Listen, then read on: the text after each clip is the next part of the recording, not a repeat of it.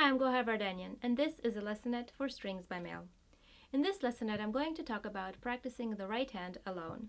Oftentimes when we practice, we concentrate more on the left hand because that's where all the action happens. That's where we're concerned about learning the notes, what position we're playing in, what fingers we're using, etc. And we forget that it's two hands doing the work, and the right hand is just as important as the left hand. So the first step is to actually know the fingering that you are using in the right hand. Because oftentimes we just sort of follow the left hand and the right hand does what it does to pluck the notes that we need, but it's not really planned out. And especially with music that doesn't have a set pattern, it's important to figure out what the right hand fingering is and then to follow it. Once you have it set, it's also important to practice it on its own. And I'll bring a simple example on a C major scale. If I'm playing both hands, most of the time I'm concentrated on the left hand. I'm worried about what fingers I'm going to play, what the notes are, etc. And I'm kind of not thinking about the right. However, it's important to know that the right hand is the one doing the plucking. So it's important to know what exactly you're playing. For this scale, my right hand is... So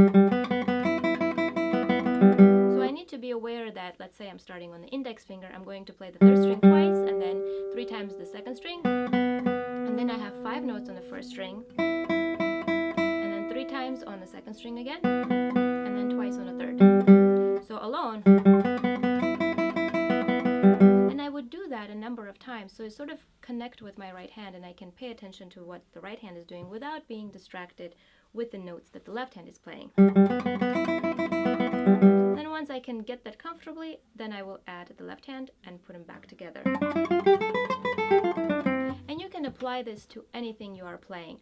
Ideally, which is not always possible, but you should be able to play the entire piece, just the right hand alone. Of course, that is very difficult to do, but you can at least apply it to small passages and practice them in isolation so that anything difficult that comes up, you can isolate the hands and learn what it is.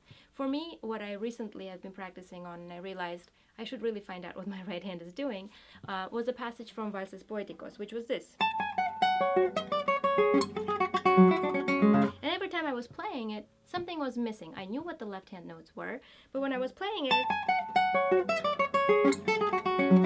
I wasn't being consistent. So what I had to do is I had to separate the hands and find out what my right hand is doing. In this case, I knew that I was starting on the A finger, and then I was playing this chord. And then I would do it with the right hand. So I was doing 3 times on the first string, and then I was rolling it back on each string. So that was the first thing. And then I had this. So this time it's sort of the same passage in the right hand, but it's not the same pattern. It's 3 on the first, and then AM and then P on the fourth string. So if the first one was AMI, this one's AMP. So then the same thing here. So I figured out what the right hand pattern was, and I practiced that alone. So,